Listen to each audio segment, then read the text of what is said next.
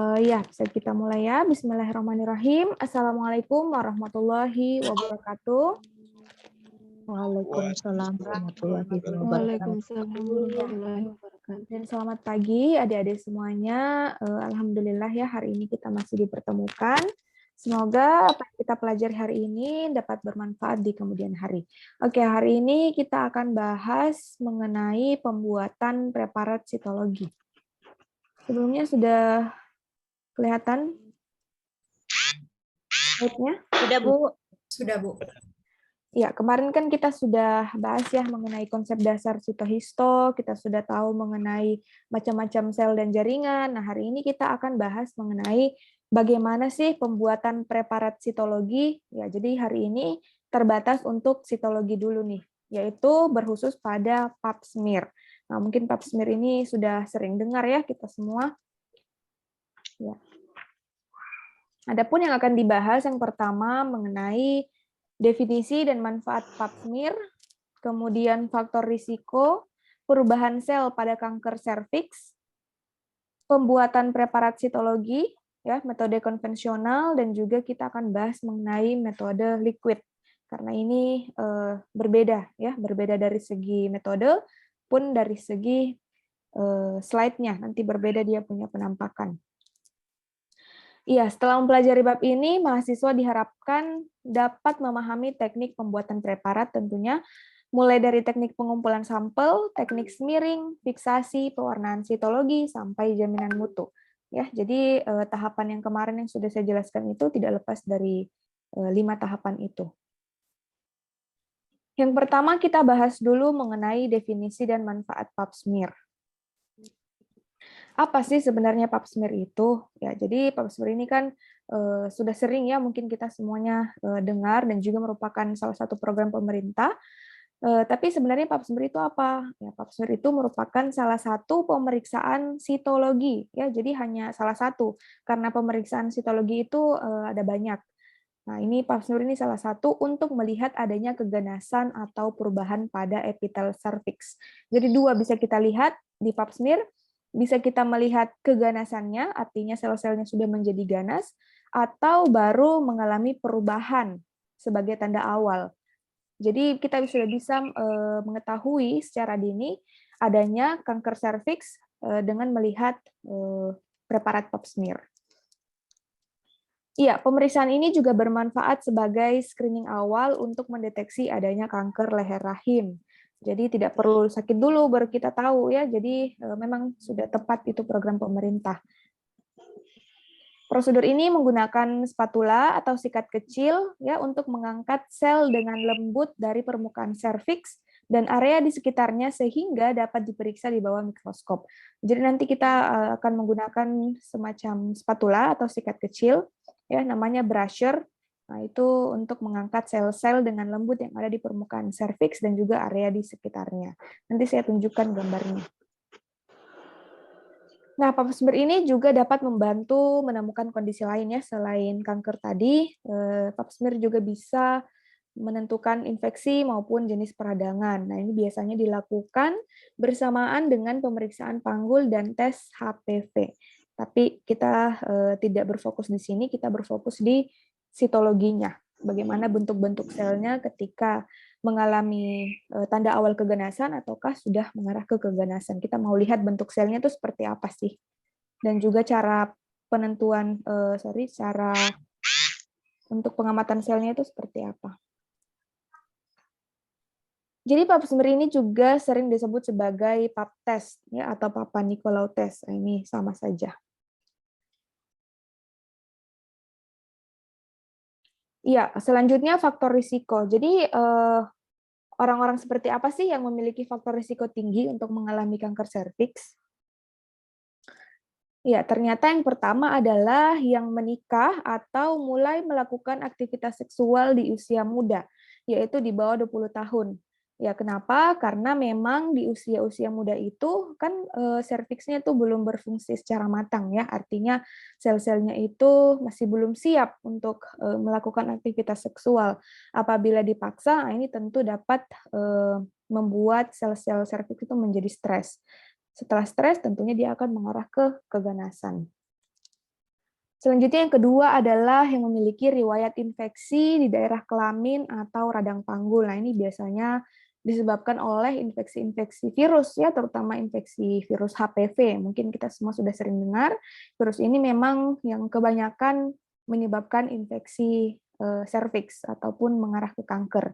Jadi dari menurut penelitian itu, dari sekitar 70-80% orang yang mengalami kanker serviks itu ditemukan adanya DNA virus HPV di sana.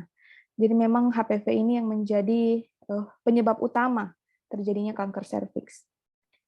Selanjutnya, faktor risiko yang ketiga yaitu melakukan hubungan seks dengan pria yang sering bergonta-ganti pasangan. Nah, ini karena kita tidak tahu pria tersebut, siapa tahu sudah tertular virus HPV-nya, sehingga ketika melakukan hubungan seksual, maka pria tersebut dapat menularkan ke wanitanya. Jadi berhati-hati dalam memilih pasangan. Selanjutnya dari itu tadi dari prianya, sekarang dari wanitanya. Kalau misalkan sering bergonta-ganti pasangan seksual, tentu faktor risiko penularannya akan semakin tinggi ya, karena virus itu kan bisa menular. Selanjutnya, perempuan yang melahirkan banyak anak ya juga berisiko karena memang rahimnya, serviksnya itu dipaksa untuk bekerja yang berat. Setidaknya kalau melahirkan banyak anak, jaraknya disesuaikan supaya rahimnya itu tetap sehat.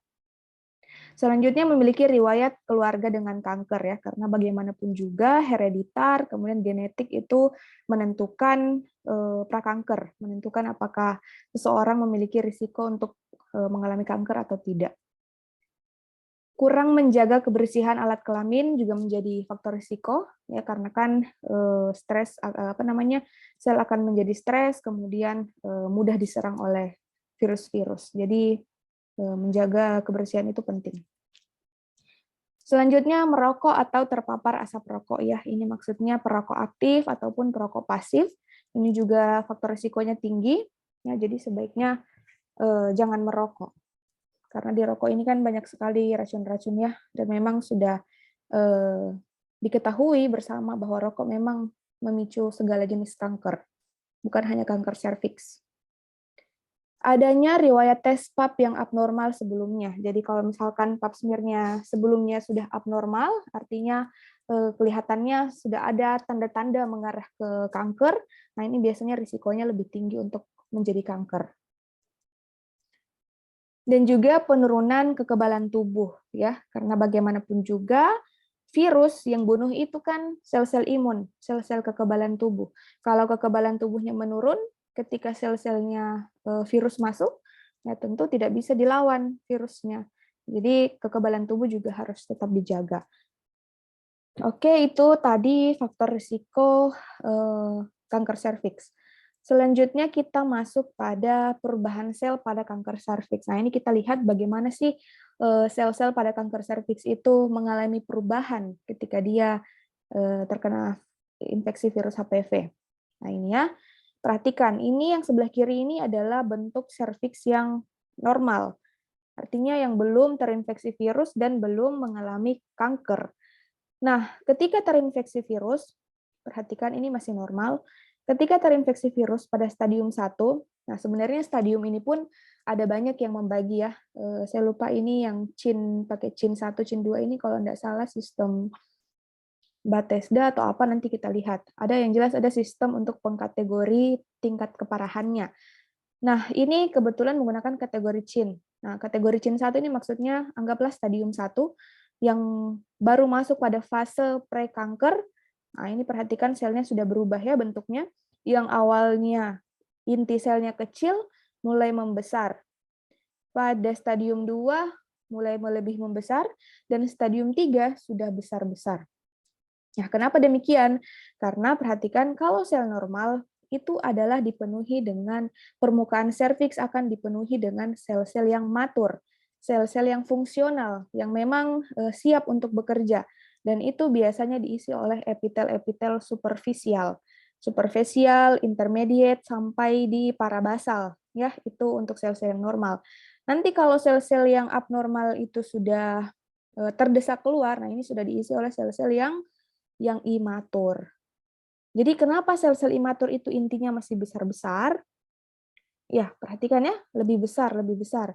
Jadi sebenarnya bukan yang kecil ini yang membesar, tidak ya. Yang kecil ini dia itu karena terdesak keluar, habis diganti oleh sel-sel yang paling bawah. Sel-sel yang paling bawah ini maksudnya sel-sel imatur yang belum matang, yang terdesak keluar. Kalau sel belum matang itu, apakah fungsinya sudah normal atau belum? Sel-sel imatur. Belum. Belum ya, Belum, Ibu. artinya dia belum siap untuk melakukan fungsinya, sudah dipaksa keluar. Apa yang terjadi ya? Akan menjadi cancer. Sudah menginvasi banyak, dan ini banyak sekali. Perhatikan inti selnya itu besar-besar. Kenapa besar ya? Karena dia belum mengalami namanya maturasi, diferensiasi, belum mengalami perubahan fungsi, mengarah ke fungsional. Artinya ini masih imatur. Bayangkan kalau serviks kita dipenuhi dengan sel-sel imatur, tentu tidak akan bisa berfungsi normal, ya. Jadi ini adalah perubahan sel pada kanker serviks. Pada stadium 3, semuanya sudah diisi oleh sel-sel basal, ya, sel-sel yang berada di dalam. Yang harusnya tetap berada di dalam, malah keluar. Itu maksudnya.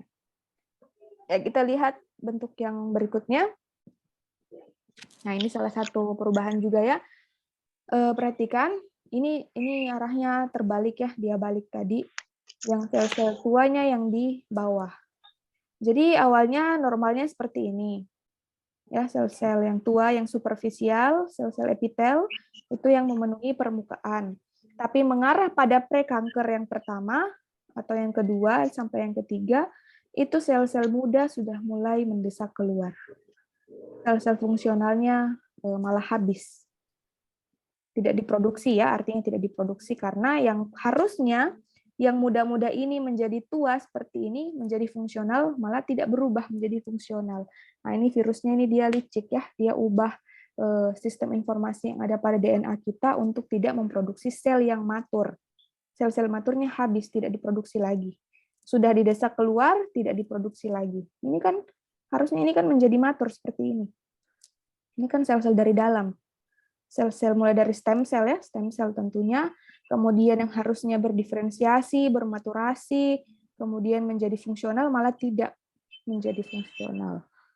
Akibatnya kalau sudah masuk pada kanker ya sudah seperti ini, sudah susah untuk diobati. Oke, next itu tadi perubahan kanker mengarah ke kanker. Sekarang kita masuk pada pembuatan preparat sitologinya atau pap smear, ya, metode konvensional. Karena sebenarnya ada dua metode, dan yang sekarang itu sudah banyak yang meninggalkan yang konvensional ya, karena memang preparatnya, interpretasinya tidak terlalu bagus, sel-selnya agak kurang jelas kelihatan. Jadi nanti bagaimanapun juga kita tetap harus mempelajari metode konvensional, karena masih banyak juga vaskes-vaskes di daerah yang menggunakan metode ini. Namun nanti kita lihat perbandingannya bagaimana metode yang advance itu lebih jelas kelihatan selnya dibanding yang konvensional. Nah, yang pertama-tama yang harus dilakukan adalah persiapan pasien tentunya. Yang pertama, pasien itu tidak sedang menstruasi, tidak melakukan hubungan badan ya sebelumnya, kemudian tidak menggunakan tampon ya atau pembalut ya, tidak menggunakan pil vagina, pembasuh antiseptik dan lain-lain. Jadi tidak boleh ada faktor pengganggu yang bisa mengaburkan hasil, dan ini adalah faktor pengganggu.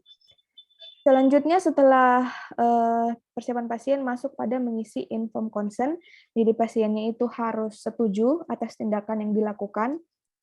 Selalu harus ada informed consent-nya. Kemudian selanjutnya adalah menyiapkan lingkungan sekitar pasien, tempat tidur ginekologi, dan lampu sorot.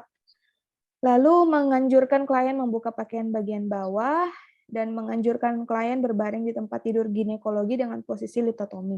Ya, jadi posisinya seperti ini. Sebenarnya seperti posisi ketika melahirkan ya, supaya gampang diambil sampelnya. Nah, ini adalah persiapan alat dan bahannya. Di sini ada gloves atau handscoon, kemudian ada fixative spray, ya ini untuk fiksasi preparatnya, karena ini menggunakan fiksasi basah, jadi kalau sitologi itu kebanyakan menggunakan alkohol ya. Kemudian lubrikan gel ya untuk pelumasnya. Ada pensil, ada spekulum. Nah, ini yang digunakan untuk membuka vaginanya. Selanjutnya ada swab, bisa kita gunakan swab, bisa menggunakan sikat broom ya seperti ini. Kemudian ada juga cyto brush ya, seperti ini, ada spatula. Sebenarnya ini bisa dikombinasikan, apakah bisa menggunakan spatula bersama cyto brush atau broom dengan spatula, ya terserah. Semakin banyak yang digunakan, semakin banyak sel yang terambil. Kalau metode LBC ya, atau metode liquid. Tapi kalau metode konvensional biasanya satu saja dipakai. Ya ini, kemudian ada wadah aluminium, kemudian ada tampon tangnya atau semacam gunting, kapas, dan peralatan lainnya. Oke, selanjutnya ya ini adalah prosedur konvensionalnya. Sebenarnya semuanya melewati tahap ini juga, tapi kalau yang prosedur yang LBC itu dia lebih ke alat ya, jadi alatnya yang secara otomatis melakukan semua proses ini, kecuali pengambilan sampel. Masuk pada tahap smearing, fiksasi, dan lain-lain itu sudah alat yang kerja. Tapi kalau konvensional, nah ini kita harus kerjakan semuanya. Kita masuk pada tahap yang pertama, yaitu sample collection, pengumpulan sampel. Iya, teknik pengumpulan sampel. Nah, jadi sebenarnya ada beberapa teknik. Teknik yang pertama adalah menggunakan cervical scraping. Itu tadi ya, yang menggunakan spatula atau scraper sama saja. Jadi itu pertama-tama ya tentunya harus dibuka dulu ya vaginanya menggunakan spekulum. Seperti ini. Setelah terbuka baru dimasukkan spatulanya sampai menembus leher rahim. Nah, ini yang dimaksud dengan cervix yang ini. Jadi di sini yang sering terjadi cancer, ya. Di sini diambil. Kalau yang sudah parah sekali itu biasanya sudah berdarah ya, dia punya rahimnya ini. Jadi diputar sebanyak kurang lebih 5 kali menggunakan spatula, melingkar. Nanti saya tunjukkan videonya. Baru nanti di smearing di atas slide. Itu metode yang pertama. Metode yang kedua menggunakan brushing ya, brushing yang broom tadi itu. Nah, ini sama. Melingkar juga, hanya saja dia berupa brush ya. Jadi diharapkan setelah melakukan teknik ini, sel-sel itu akan menempel di brush-brush ini, yang nanti akan kita periksa di bawah mikroskop. Jadi ini bukan hanya sekedar memutar ya, tapi harus mengambil sel. Karena sel-sel yang cancer itu biasanya dia mudah kelupas ya, mudah keluar. Jadi kita bisa mengambilnya. Nah, ini menggunakan brush yang satunya tadi ya, yang brush seperti ini. Nah, ini harus masuk ke dalam sekitar 2-3 sentian, baru kita putar juga sama. Ya, sebenarnya bisa dikombinasikan juga semua ini. Masuk pada teknik smearing ya. Tadi kalau kita sudah mengambil sampel, kita lakukan smearing atau pengolesan di atas slide. Nah, ini kalau yang scraping tadi menggunakan spatula, cara smearingnya seperti ini. Jadi dia kayak berputar juga, melingkar. Intinya sel-selnya itu supaya rata, gitu. Jangan ada yang menumpuk di satu tempat, agar mudah diamati. Selanjutnya ini yang menggunakan brushing. Ya, jadi dia seperti disapu gitu ya, disapu. Usahakan setipis mungkin. Nah, kalau ini yang menggunakan brusher juga, ya ini kayak digelindingkan gitu, diputar begini. Nanti saya lihatkan videonya. Nah, setelah di smearing tentunya difiksasi. Ya, tahap ketiga tadi ya, difiksasi menggunakan alkohol 95%. Tujuannya apa? Tujuannya supaya sel-selnya itu fix, tidak berubah bentuk, tidak berubah posisi, dan membuat sel itu menempel di slide-nya, supaya nanti kalau di pewarnaan tidak terlepas-lepas, jadi harus difiksasi. Jadi ada 3 cara yang digunakan. Yang pertama yaitu cara tetes. Nah, bisa kita tetes alkoholnya, atau kita celup juga bisa, atau di spray. Jadi ini fiksasinya merupakan fiksasi basah. Artinya ketika sel terambil dalam kondisi basah, harus langsung segera difiksasi. Tidak boleh ditunggu kering, karena nanti akan mengalami perubahan sel-selnya. Bisa jadi sel-selnya tidak bisa menyerap warna. Jadi ketika pada saat diambil, langsung difiksasi. Nah, ini metodenya juga tergantung dari tujuannya ya, tergantung dari kegunaan. Misalkan kalau kita mau mengirim sampel, ya biasanya direndam seperti ini lalu ditutup. Tapi kalau misalkan mau langsung diperiksa, ya di spray juga tidak masalah. Tergantung tujuan penggunaan sebenarnya. Oke, itu fiksasi. Kita masuk pada staining. Iya. Jadi untuk pap smear sendiri kita menggunakan pap stain ya. Jadi menggunakan prinsip Papanicolaou. Papa Nicolau ini sebenarnya bapak si penemu pewarnaan ini. Jadi namanya pewarnaan Papanicolaou atau Papanicolaou stain sama saja. Nah, ini dia menggunakan prinsip asam basah ya. Kebanyakan seperti yang sudah saya jelaskan sebelumnya juga, kebanyakan pewarnaan sitologi maupun histologi itu menerapkan prinsip asam basah. Jadi pewarna basah akan menyerap komponen sel yang asam, sementara pewarna asam akan menyerap komponen sel yang basah. Nah, kebetulan di sini hematoksilin ini merupakan pewarna basah. Ya, pewarna basah sama dengan pewarnaan He, juga hematoksilin ini juga dia bersifat basah, sehingga dia akan mengikat komponen sel yang bersifat asam. Ya, dalam hal ini asam nukleat atau inti sel. Jadi hematoksilin mewarnai inti sel. Mengapa? Karena hematoksilin bersifat basah, inti sel bersifat asam. Ya, selanjutnya pewarna yang digunakan itu ada juga orange green dan juga eosin azure. Nah, ini dia merupakan pewarna yang bersifat asam. Jadi ada 3 pewarna ya, 3 pewarna utama di sana. Nanti eosin azure ini juga ada terbagi dari beberapa zat warna, nanti saya tunjukkan. Yang jelas orange green dan eosin azure ini dia bersifat asam dan akan mengikat komponen sel yang bersifat basah seperti sitoplasma. Jadi sitoplasmanya nanti ini yang berwarna-warni karena banyak pewarna dipakai. Tapi kalau inti sel tetap biru keunguan, gelap dia. Kalau yang sitoplasma bisa terang, terangnya bisa kuning, merah, biru, dan lain-lain. Nanti saya tunjukkan. Oke, ini komposisinya nanti bisa dibaca-baca saja. Yang penting mau saya jelaskan di sini adalah ini ya, prinsip pewarnaannya. Jadi sebenarnya zat apa yang mewarnai dari ketiga zat warna ini? Nah, ini hematoksilin ya. Tadi dia merupakan pewarna basah dan akan mewarnai inti sel menjadi biru keunguan. Ya, biasanya untuk zat-zat yang bersifat basah itu dia warnanya lebih gelap ya karena memang basah. Kalau yang asam warnanya lebih cerah-cerah. Masuk pada orange green 6. Nah, ini merupakan pewarna counter stain asam pertama. Jadi perhatikan counter stain. Kalau dibilang counter stain itu biasanya pewarna-pewarna untuk sitoplasma, ya untuk sitoplasma. Nah, ini bersifat asam dan akan mewarnai sitoplasma sel matur menjadi orange dalam berbagai intensitas warna. Jadi orange green ini dia akan mewarnai sitoplasma sel-sel yang matur dan berada di superficial. Jadi hampir berada di luar, sel-sel yang hampir berada di permukaan paling luar, nah itu yang mewarnai adalah orange green dan juga sel-sel keratin. Nah, nanti masuk pada lapisan yang agak sedikit dalam, nah itu baru diwarnai oleh eosin azure. Jadi sebenarnya warna-warna ini ya untuk dibedakan ya, dibedakan apakah sel-sel ini merupakan sel yang matur atau sel-sel yang imatur. Kalau sel-sel imatur yang diwarnai, yang banyak diwarnai, berarti rahimnya sudah mengarah kemana? Mengarah mana nih kalau misalkan warna sel-sel banyak terwarnai oleh eosin azure? Sel-sel imatur. Nah, itu sudah mengarah ke kanker ya, prekanker dan juga kanker. Karena di eosin azure ini merupakan pewarna counter stain asam kedua yang mewarnai sitoplasma sel matur dan juga nanti sitoplasma sel yang imatur. Nah, seperti ini. Ya, jadi dia ini terdiri dari 2 warna sebenarnya.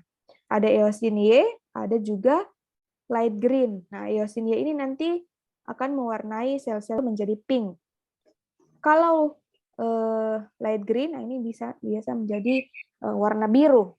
Perhatikan untuk eosin Y, nah ini lapisan agak dalam sedikit ya dari orange G. Jadi dia itu sudah agak dalam, tapi tetap mewarnai sel squamous superficial, mewarnai juga nukleolus, sel darah merah, dan juga silia.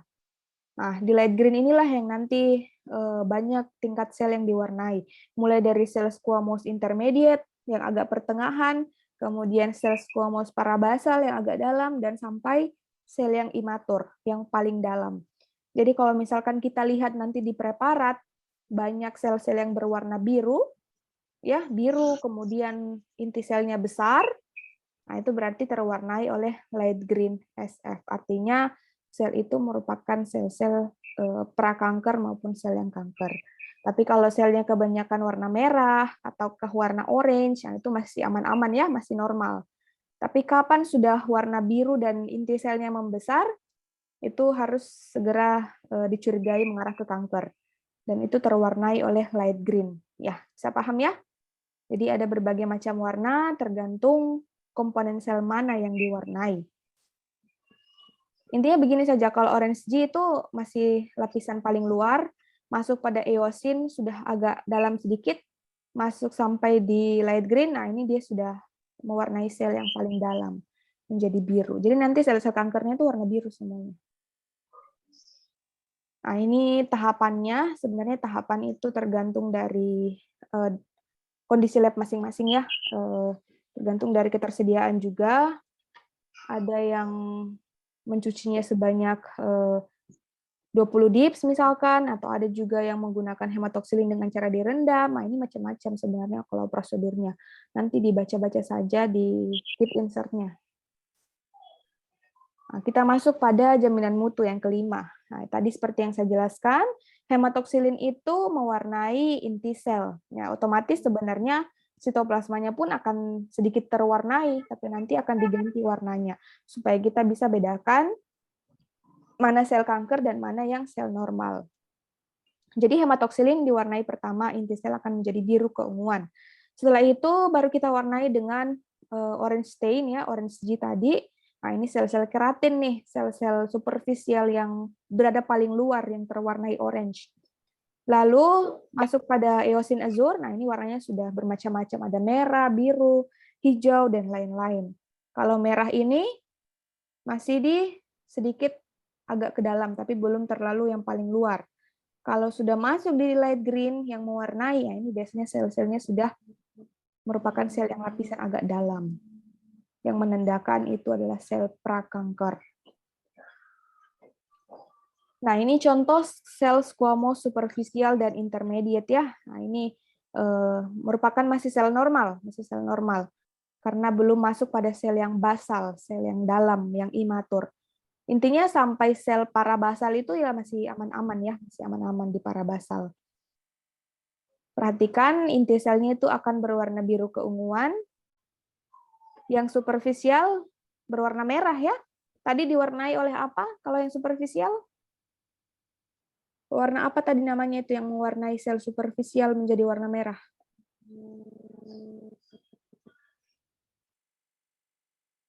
Warna? Eosinia. Iya, pewarna eosinia ya. Kemudian yang mewarnai sel menjadi agak biru, sel intermediate, ini pewarna apa? Warna apa namanya nih? Yang di bawahnya eosinia. Pewarna? Oke, apa itu? Oke. Light green ya, light green. Ingat hematoksilin itu hanya mewarnai inti. Jadi kalau misalkan kita lihat warna biru ini sudah pewarna light green. Jadi ini merupakan sel yang sudah agak dalam ya. Perhatikan inti selnya pun agak besar. Artinya dia memang belum terlalu matang dibandingkan yang superficial. Superficial ini sudah benar-benar matang dan memang sudah berada di luar untuk melakukan fungsinya. Jadi dia akan terwarnai oleh eosin Y. Kemudian intermediate ini warna light green. Coba dilihat kembali. Ini light green, perhatikan dia akan mewarnai sel mulai dari intermediate, parabasal, dan sampai imatur. Jadi kalau misalkan kita lihat sel-sel berwarna biru, itu merupakan sel-sel yang belum terlalu matang. Ya, belum terlalu matang. Nanti warna selnya merah atau orange itu baru sel yang benar-benar matang. Ya, bisa dibedakan? Jadi nanti sel yang imatur, termasuk sel kanker pun akan terwarnai oleh light green. Karena light green ini bisa mewarnai beberapa jenis sel, mulai dari sel intermediate, sel parabasal agak dalam, sampai sel yang basal, benar-benar basal, atau yang imatur, yang masih belum mat.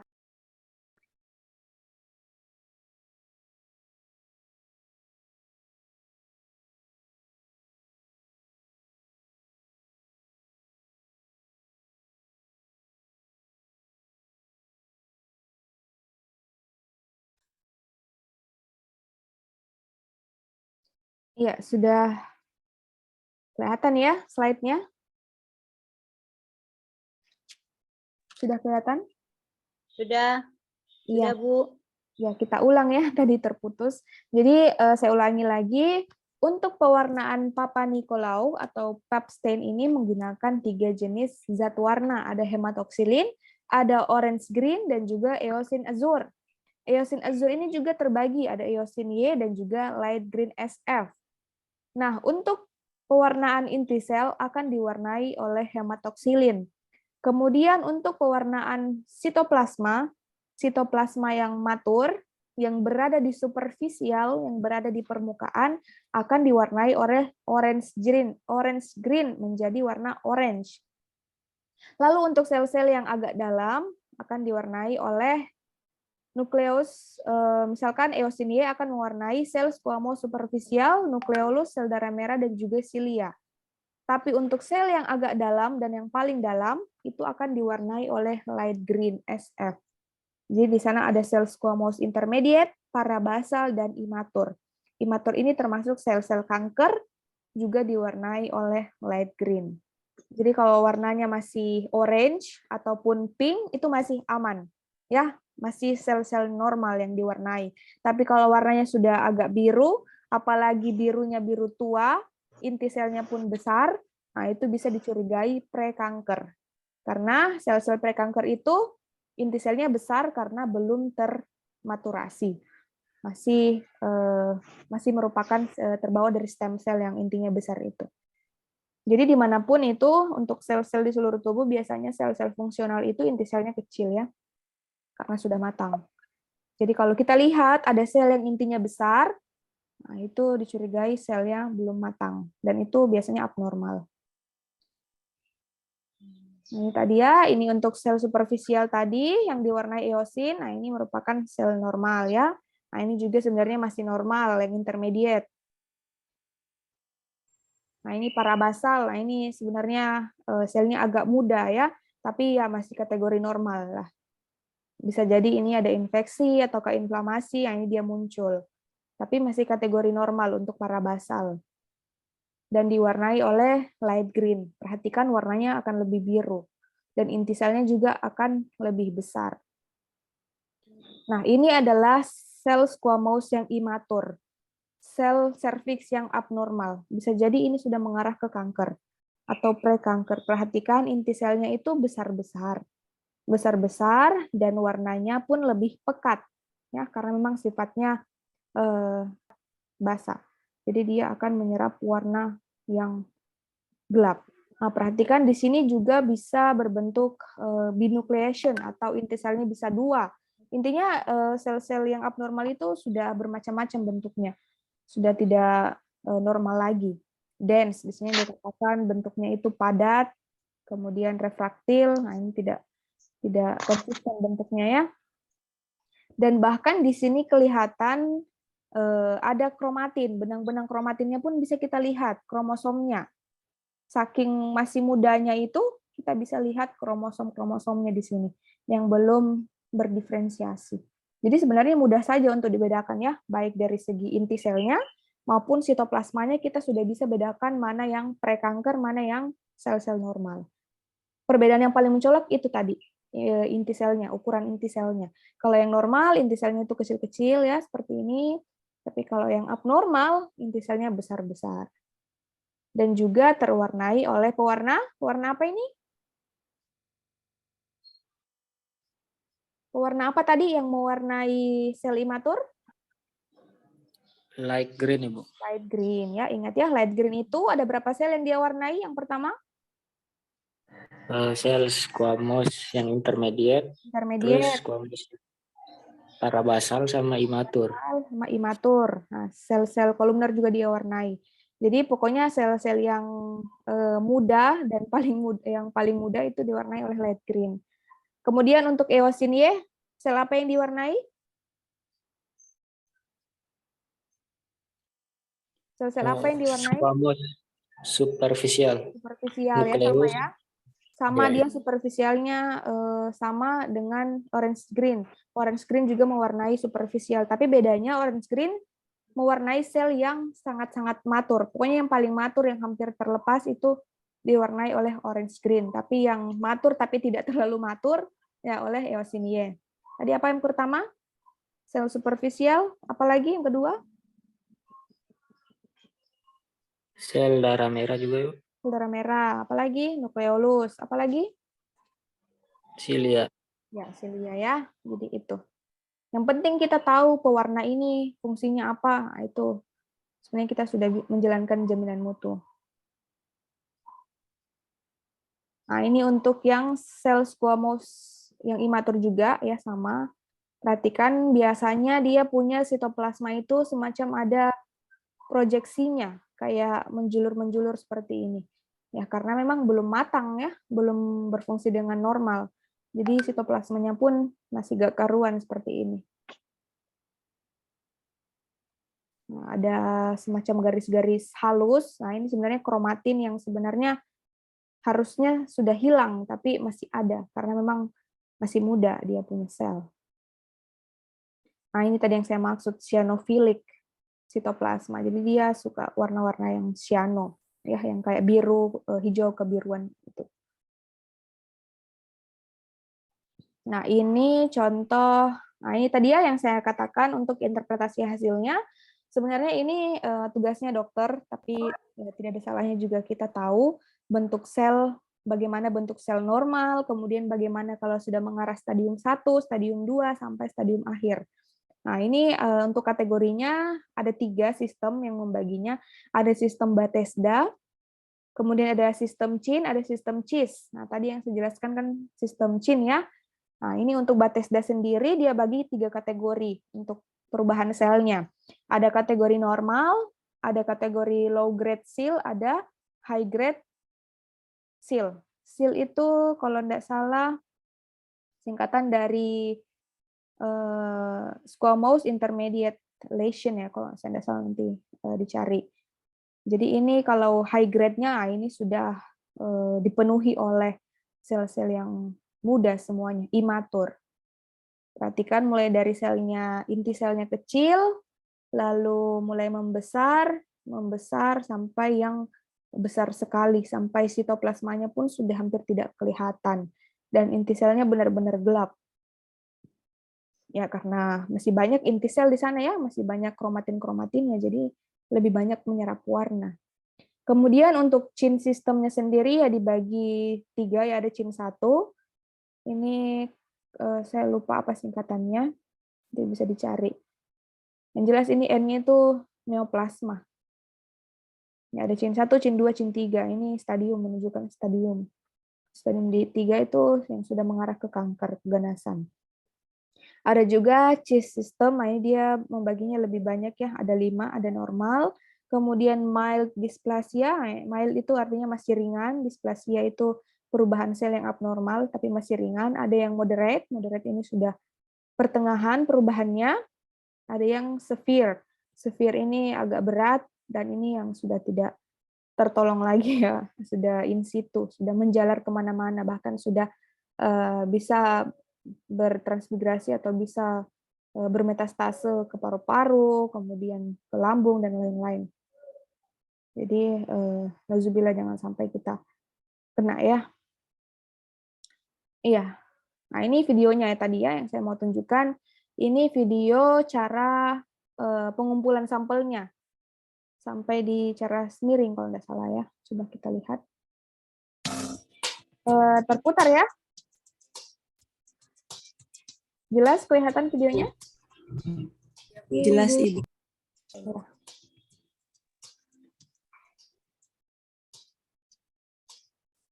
Nah, ini lihat ya, persiapan alat dan bahannya, ada sikat, kemudian ada slide. Nah, ini tempat alkohol sebenarnya, karena ini dia mau kirim sampelnya, jadi dia gunakan wadah alkohol yang seperti ini.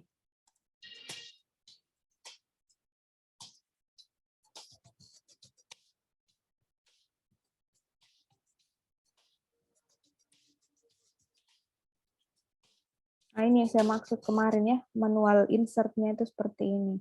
Jadi harus selalu ada, karena tiap reagen, tiap alat, biasanya prosedurnya itu akan bervariasi, jadi harus disertakan. Label juga ya, jangan lupa.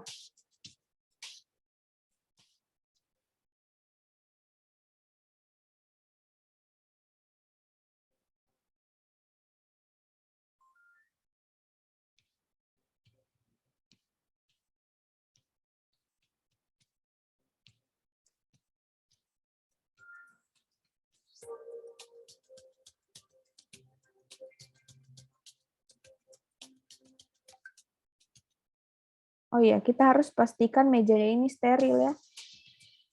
Jangan sampai terkontaminasi.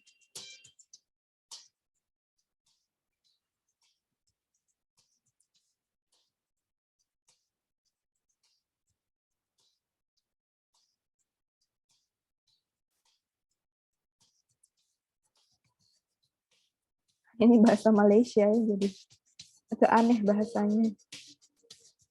Intinya disuruh menulis identitas pasien di labelnya ini.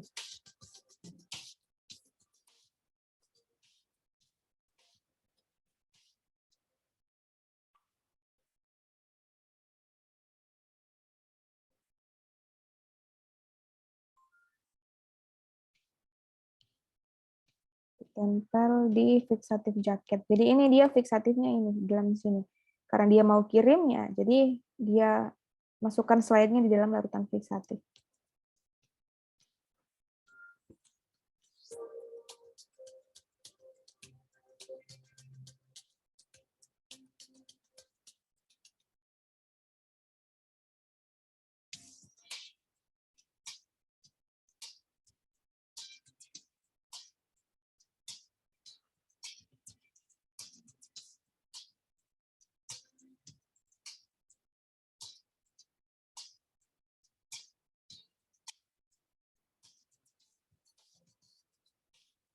Nah, ini perhatikan cara memasang spekulumnya, atau biasa orang sebut cocor bebek ya.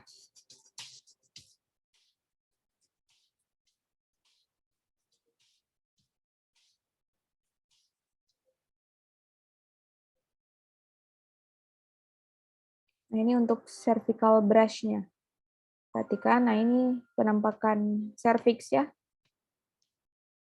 Jadi dimasukkan brush-nya, kemudian diputar arah jarum jam.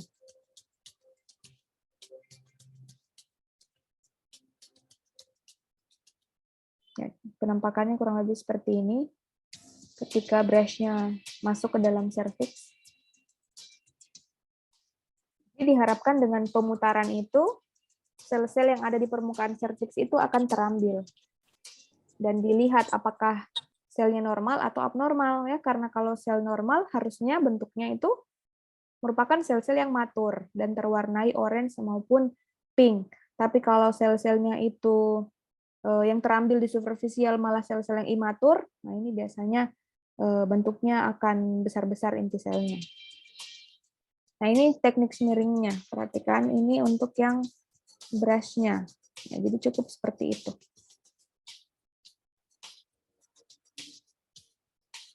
Nah, ini yang brush yang satunya, yang broom.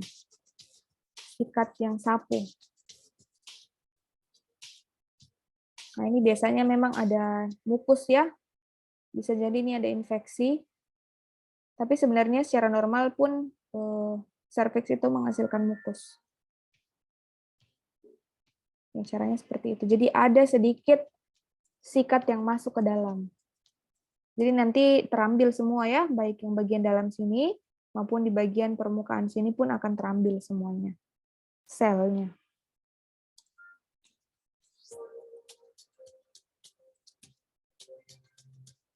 Nah ini, perhatikan dia punya sel yang mau diambil itu yang bagian sini.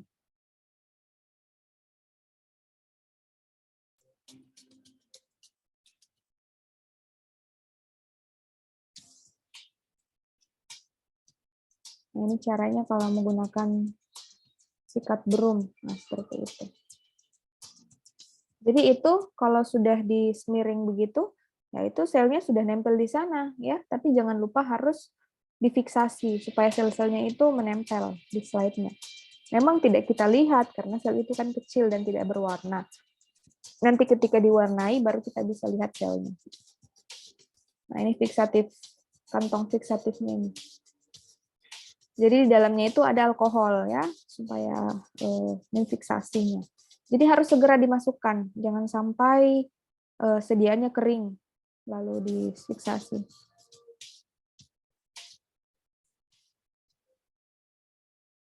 Baru dimasukkan dalam plastik biohazard ya, untuk dikirim ke lab.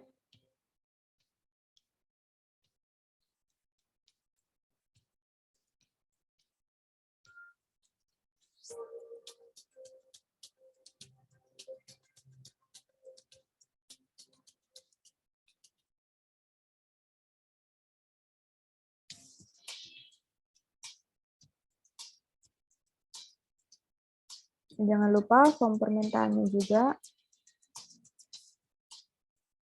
dikirim, disertakan. Nah, ini siap dikirim ke laboratorium. Oke, itu tadi mengenai cara pengambilan sampel. Nah, selanjutnya saya akan tunjukkan video cara pewarnaannya. Nah, jadi tadi kan sudah diambil lalu difiksasi. Sekarang masuk pada tahap pewarnaan. Tapi ini yang konvensional ya, insya Allah minggu depan kita akan bahas yang metode liquid.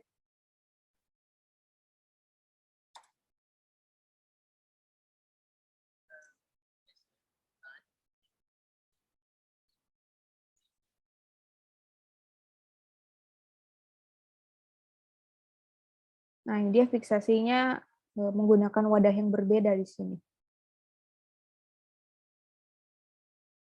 Dan dia 2 kali fiksasinya. Masih itu tadi yang saya katakan, masing-masing lab punya prosedur masing-masing. Jadi sebenarnya tidak ada prosedur yang baku. Intinya 3 pewarna itu digunakan. Untuk fiksasinya sendiri ataupun pembilasan, nah itu biasanya tergantung masing-masing lab. Nah, pastikan slide-nya tidak kering sebelum pewarnaan. Jadi harus segera. Oleh karena itu tadi yang sebelumnya kan dia menggunakan wadah fiksatif ya. Artinya dia tidak membiarkan slide-nya itu kering sebelum sampai ke lab. Nah, ini dia ada proses hidrasi lagi. Dimasukkan ke dalam alkohol dengan konsentrasi yang berbeda. Dari 75 lalu ke alkohol 50%. Karena kan seperti yang sudah saya jelaskan sebelumnya, sel-sel itu kan dia water soluble ya. Jadi kalau mau kita rekatkan pewarnanya, dia harus terhidrasi. Setelah itu baru dicuci. Gunakan tap water atau air mengalir seperti ini.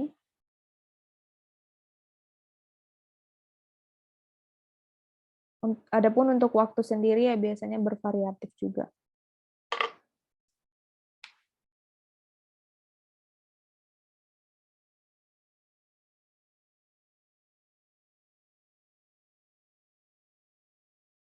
Nah, baru masuk ke hematoksilin. Ini pewarna yang pertama. Pewarna yang bersifat apa tadi hematoksilin? Bersifat apa? Hematoksilin tadi bersifat apa? Merupakan pewarna yang bersifat? Basa, Ibu. Ya, bersifat basa dan akan mewarnai komponen sel yang bersifat Asam, asam. Seperti apa? inti sel. Inti sel. Nah, jadi ini proses pewarnaan inti sel.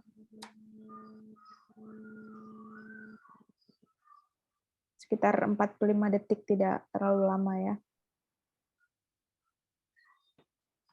Lalu diambil, dibilas lagi ya.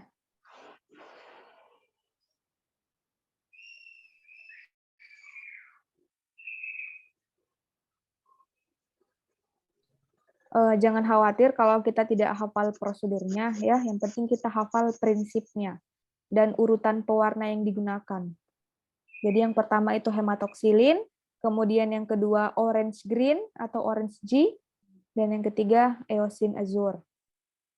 Masing-masing mewarnai komponen sel yang berbeda. Hematoksilin mewarnai inti sel, orange G mewarnai sitoplasma sel yang superficial yang paling luar, eosin Y mewarnai sel yang superficial juga, dan yang terakhir light green mewarnai sel yang mulai dari intermediate, parabasal, sampai yang imatur. Itu yang harus dipahami sebenarnya. Kalau untuk prosedur kan bisa jadi baca. Ya, setelah dibilas, didehidrasi lagi ya, pakai alkohol. Alkohol yang bertingkat dari rendah ke tinggi. Tadi kan untuk hidrasinya dari tinggi ke rendah ya, supaya cairannya perlahan masuk. Sekarang dehidrasinya yaitu dari rendah ke tinggi. Kita mau hilangkan lagi airnya nih.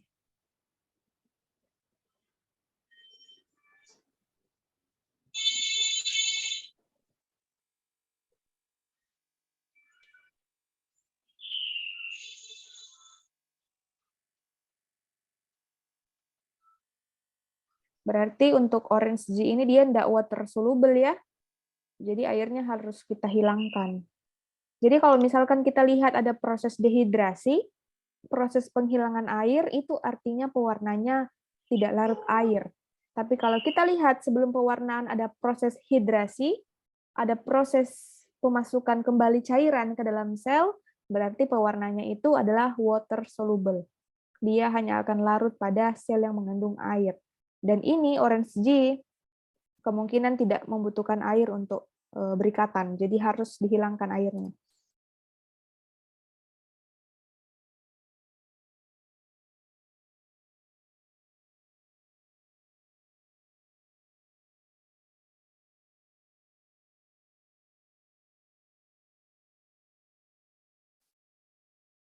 Ya, perhatikan, dia tidak bilas dulu kan dengan air, artinya orange G ini hanya akan berikatan jika kandungan airnya tidak ada.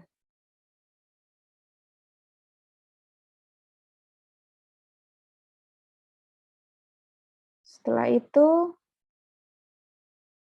baru kita bilas lagi di alkohol ya. Kita dehidrasi lagi.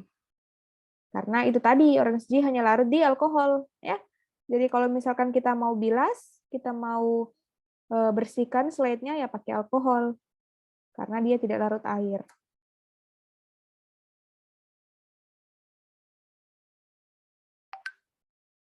Baru pada alkohol yang kedua lagi. Sebenarnya mudah kalau kita paham sifat-sifat zat warna itu. Dengan melihat komposisinya pun kita sudah paham. Nah, ini baru masuk pada pewarnaan eosin azure. Eosin azure tadi mewarnai apa? Terdiri dari dua. Ada eosin Y, ada light green. Eosin Y mewarnai apa? Saya ulang lagi supaya hafal. Superficial, Bu. Superficial, apalagi?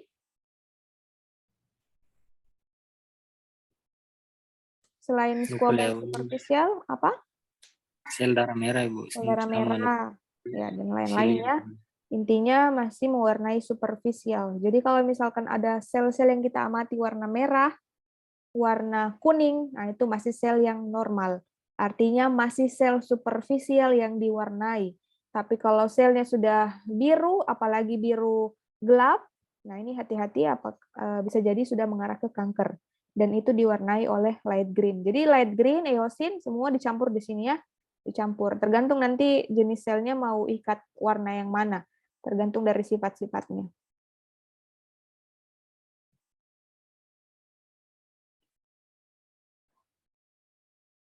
Iya, sepertinya iosin azur ini juga dia tidak water soluble ya, jadi dia pembilasannya pun menggunakan alkohol. Hanya hematoksilin tadi ya yang water soluble.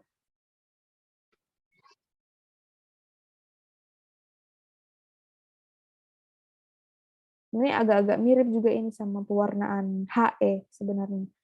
Tapi HE itu banyak digunakan untuk pewarnaan jaringan. Kalau pewarnaan sel kebanyakan menggunakan Papa Nicolau. Bukan hanya pap smear ya, karena pewarnaan sitologi itu kan banyak. Sudah saya bahas juga sebelumnya.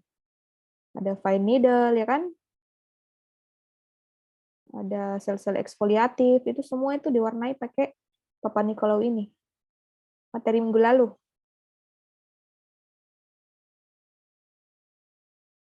Nah, setelah kita dehidrasi, kita beningkan ya menggunakan silin. Ya, ada yang tahu silin di sini fungsinya untuk apa sih? Kalau di jaringan kan membeningkan jaringan. Nah, kalau di sini fungsinya apa nih? Silin. Untuk apa silin? Menghilangkan larutan dehidrasi ya. Jadi itu silin fungsinya dua, bisa menghilangkan larutan dehidrasi sekaligus sebagai pembening. Karena dia ini kan sebenarnya pelarut organik juga. Jadi bisa membeningkan jaringan. Nah, di sini dia akan menghilangkan semua jenis alkohol yang masih tertinggal di slide.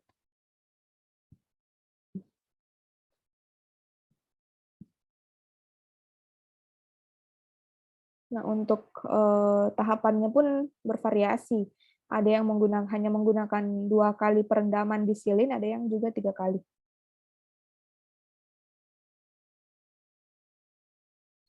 Iya, mungkin sampai sini. Ada pertanyaan? Insya Allah kita minggu depan masuk di metode liquidnya. Jadi yang kalian lihat ini, gambar sel yang jelas ini, itu semuanya sebenarnya hasil pewarnaan metode LBC, ya, liquid based. Jadi kalau yang konvensional ya tidak sejelas ini, kita amati. Konvensional tuh nanti seperti ini dia. Kabur dia anunya slide-nya. Karena tidak terfilter dengan baik. Kalau yang menggunakan metode apa namanya LBC ini sudah jelas. Kita amati sel-selnya. Ya, sampai sini ada pertanyaan?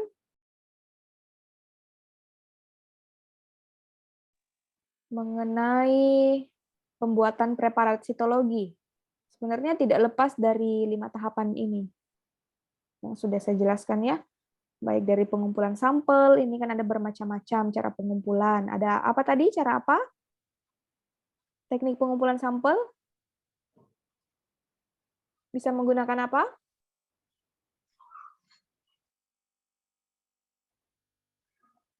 Ayo, tadi yang saya jelaskan.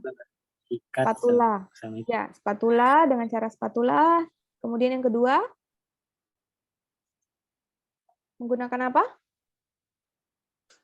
Sikat, Bu.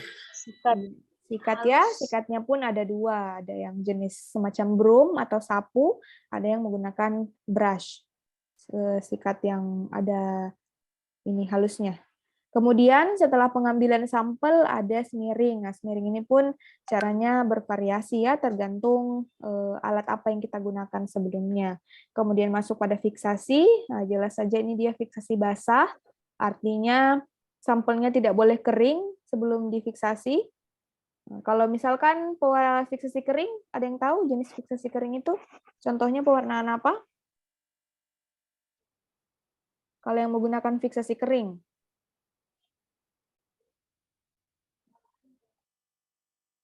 Pernah mewarnai apusan darah? Pernah, Bu. Pernah, Bu. Iya, apusan darah itu kan dia fiksasi kering ya. Artinya sediaannya ditunggu kering dulu, baru difiksasi menggunakan apa? Kalau sediaan darah menggunakan apa fiksasinya? Metanol. Iya, metanol ya. Yang jelas golongan-golongan etil alkohol itulah semuanya bisa digunakan untuk fiksasi. Tapi kalau untuk sel sitologi sendiri ini biasanya menggunakan alkohol 95%. Meskipun yang terbaik itu banyak yang menggunakan eter alkohol juga. Tapi intinya adalah golongan keluarga alkohol. Iya, itu fiksasi basah. Kemudian setelah difiksasi masuk pada proses pewarnaan. Pewarnaannya menggunakan Papa Nicolau, dan Papa Nicolau itu ada berbagai jenis pewarna dan kita sudah bahas masing-masing pewarna itu menyerap komponen sel yang mana, ya tergantung komponennya, apakah komponennya asam atau basa, dan juga apakah matur atau imatur akan menyerap warna yang berbeda. Kemudian masuk pada jaminan mutu. Nah, jaminan mutu ini yang dimaksud adalah kita mengamati apakah sel-selnya sudah terwarnai dengan baik, apakah sel-sel muda memang terwarnai oleh pewarna yang superficial seperti Orange G ataukah eosin Y, dan apakah sel-sel imatur sudah terwarnai oleh pewarna light green. Itu yang dimaksud dengan jaminan mutu. Hanya memastikan. Iya, sampai sini apakah ada yang mau ditanyakan? Cukup mudah ya untuk ini sebenarnya. Hanya 5 tahapan ini sebenarnya yang harus kita pahami. Cuma mungkin yang agak blunder sedikit di sini ya, di jenis pewarnaannya. Tapi tidak apa-apa kalau dibaca pun saya rasa bisa paham. Oke, ada yang mau ditanyakan? Bu, bolehkah nanti materinya di-share di grup Sitohisto, Ibu? Iya, pasti saya share. Ya. Oh iya, Bu, terima Nanti kasih. kalau sudah selesai, nanti kita bahas dulu yang ini, yang LBC-nya. Kalau lengkap baru saya share materinya. Iya, kalau tidak ada lagi pertanyaan, mungkin kita cukupkan sampai sini dulu. Insya Allah minggu depan kita masuk pada liquid base-nya. Kurang dan lebihnya saya mohon maaf. Assalamualaikum warahmatullahi wabarakatuh. Waalaikumsalam. Waalaikumsalam warahmatullahi wabarakatuh. Terima kasih, Bu.